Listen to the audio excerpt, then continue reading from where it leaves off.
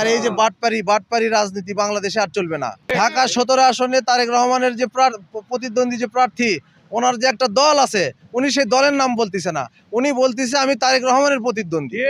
বাটপারি রাজনীতি এই কারণে চলবে না যে এরা স্বাধীনতা যুদ্ধের সময় এরা ছিল বাংলাদেশের বিপক্ষে।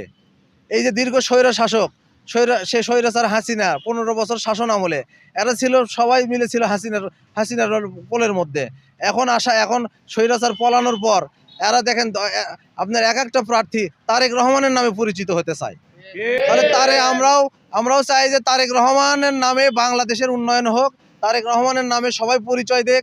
তারেক রহমানের জিয়া পরিবারকে আল্লাহ সেই মর্যাদা দিয়েই বাংলাদেশে পাঠিয়েছে এবং সেই মর্যাদা দিয়েই তাদের সেই সম্মান আল্লাহ তাআলা দিয়েই পাঠিয়ে দিয়েছে যে তারেক রহমানের নামেই যেন এখন থেকে যা কিছু হবে সব যেন তারেক রহমানের নামেই পরিচালিত হয়।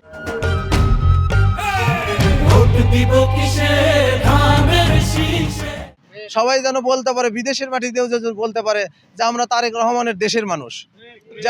যেমন আপনারা দেখবেন যে আপনার এই যে জিয়া আন্তর্জাতিক বিমানবন্দর জোর করে মানুষের মন থেকে ভালোবাসা মুছে দেওয়া যায় না। এখন আপনার বিভিন্ন দেশে যাবেন, সবাই বলে আমরা জিয়াই যাব। বাংলাদেশে এই যে শাহজালাল আন্তর্জাতিক বিমানবন্দর কেউ বলবে না, সবাই বলে যে আমরা জিয়া আন্তর্জাতিক বিমানবন্দরে যাব, আমরা জিয়াই যাব। এটাই মানুষের ভালোবাসা, এটাই জিয়া পরিবারের অর্জন। জিয়া পরিবার সর্বসময় শেষ পর্যন্ত বাংলাদেশের মানুষের পাশে থাকবে এবং বগুড়ার উন্নয়নে সর্বোচ্চ ভূমিকা রাখবে জিয়া পরিবার। তারেক রহমান, বগুড়ার সন্তান জিয়াউর রহমান, বগুড়ার পুত্রবধূ খালেদা জিয়া, তাদের সন্তান জনাব তারেক রহমান বিএনপির চেয়ারম্যান হওয়াতে বগুড়াবাসী অনেক খুশি এবং বগুড়ার সদর 6 আসন থেকে ধানের শীষের প্রার্থী হয় বগুড়াবাসীর মধ্যে একটা আনন্দ উৎফুল্ল বিরাজ করছে। বগুড়াবাসী অপেক্ষায় আছে যে সবাই মিলে সকাল সকাল ধানের শীষ মার্কায় ভোট দিয়ে তারেক রহমানকে ভোট দিয়ে তারা প্রধানমন্ত্রী হিসেবে দেখতে চায়।